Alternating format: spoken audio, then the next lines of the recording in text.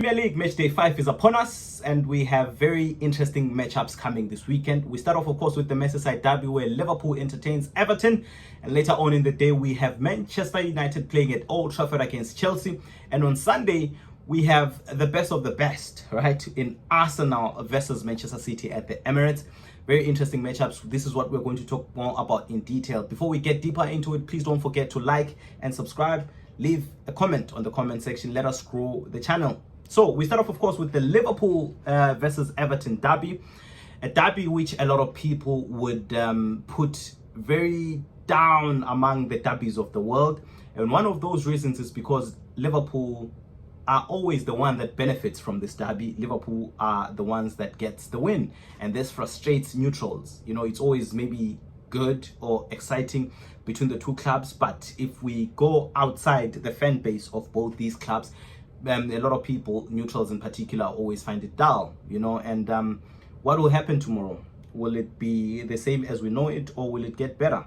What I will tell you though is that I saw the game last season where Liverpool drew, you know, 2-2 against Everton with the Tarkowski late minute equalizer, and from there on I knew for a fact that the derby has, you know, improved a little bit because of who David Moyes is. I mean, with David Moyes, we're talking about a European winner.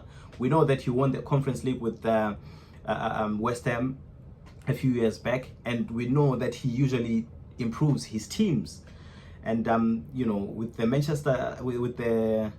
Merseyside derby, I know for a fact he is going to do much better than the previous managers at Everton. You know, I was watching his press conference today. He was talking about how good Liverpool is. Of course, that is expected. But he also spoke about the vulnerabilities that Liverpool have shown, and those are just conceding goals even after scoring.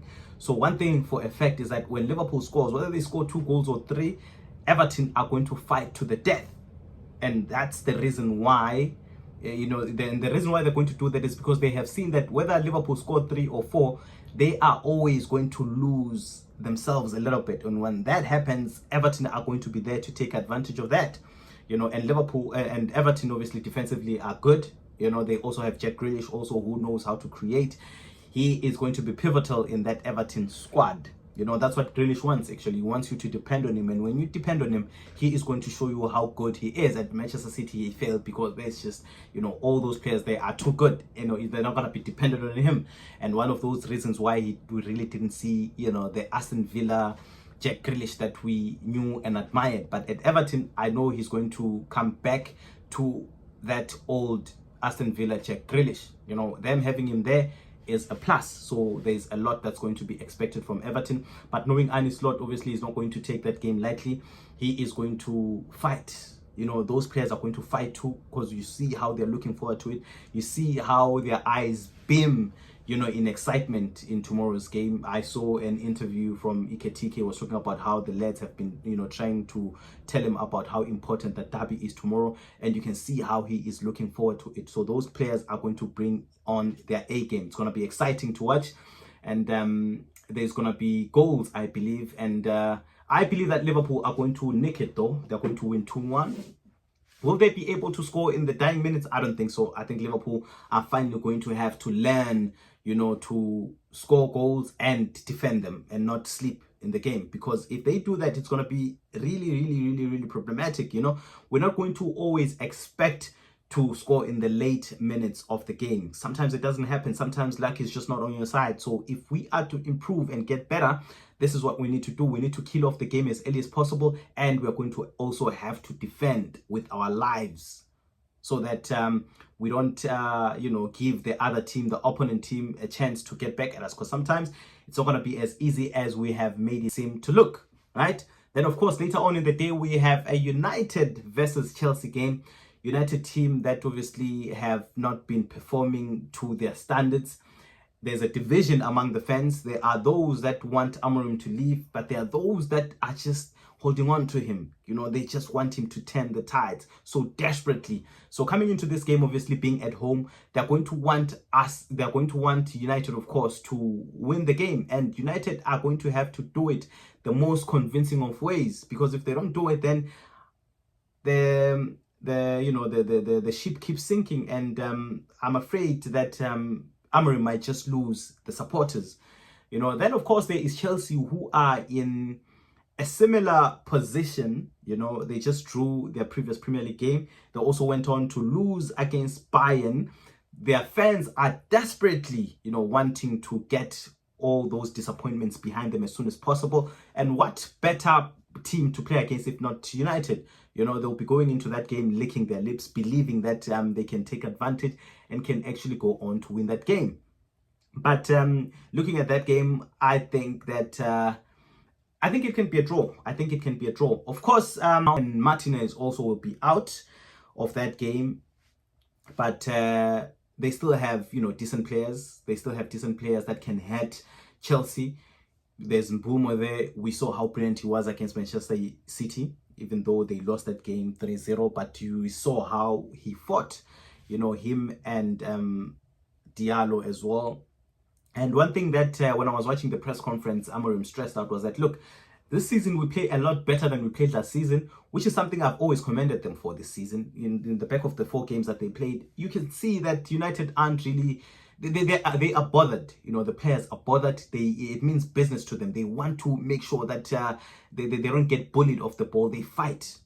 So the only problem that they have is up front and maybe defensively. Those are the 2 parts that they need to solve. Those are the 2 parts that they need to solve. But in terms of owning the game, in terms of the possession, we see how good they do at that. We see how good they do at that. They just need to nick in the goals. They do create the chances. They just need to nick in the goals. And if they are to change the tides, I think the best way to do it is at Old Trafford. So I think that this is going to be a draw. Both teams are going to score, so it's going to be a 2-2 draw. Garnacho also will be going back to Old Trafford. He might want to, decide the game on his own. And if there's anyone who can do it, it's him. We know how good of a player he can be.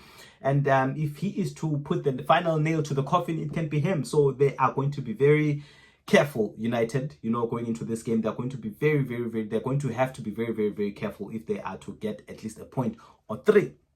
Then, of course, on Sunday, we have Arsenal versus Manchester City. These 2 sides know each other very well. They have been fighting for the league the past 3 seasons, not including the one for last season where Liverpool won.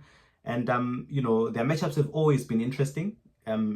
Arsenal have always won their past 2 games against City at home. And you would expect for them to do the same.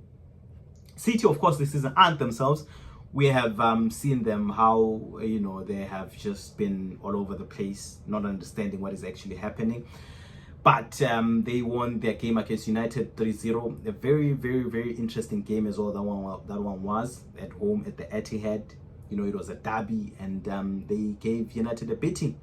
Of course, against Napoli, they did the same thing too, which, of course, there was a red card. And I feel like that red card ruined the whole game. I think it was going to be interesting if there wasn't a red card, but because of the red card, which was of course a red card, but it ruined the game for me a little bit there. But apart from that, they also won that one too. So they would have, taken a bit of confidence in that game. So going into this game, it's going to be very interesting. And one thing they have, of course, is the fact that they have lost their last 2 games at the Emirates. So going into this game, they're going to fight, the fight. They're going to make sure that they don't go on to lose this game. And but for Arsenal, a lot has changed. A lot has changed. They are a different team now. They play better football. They have a good squad. Asaka might probably feature him, and Odegaard might probably feature, might not. But it is up to Arteta, of course. But the truth of the matter is that even if they don't feature, I don't think it'll be much of a problem for Arsenal because of the players that they have now. Madueke, you see how amazing he is. Eze as well, which I think tomorrow he will make his first goal for Arsenal. Gyökeres, he got injured in the Champions League, but tomorrow he definitely will feature.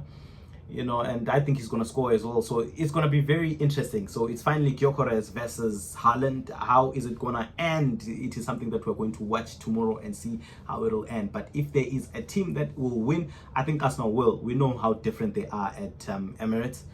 Last season they beat Manchester City 5-1 as well. This season City has already lost 2 games against Brighton and against Spurs as well, losing to Spurs at the Etihad, something that we didn't think will happen, but it did. So going to the Emirates for them will also prove to be very difficult. The game will be managed the best way they know how, but if I am to choose a winner for that game, it will be Arsenal. So thank you guys for watching until thus far. Don't forget to like and subscribe, and also leave in your comments who do you think will win in the 3 fixtures that I have discussed about, and why. Thank you guys for watching. Bye bye.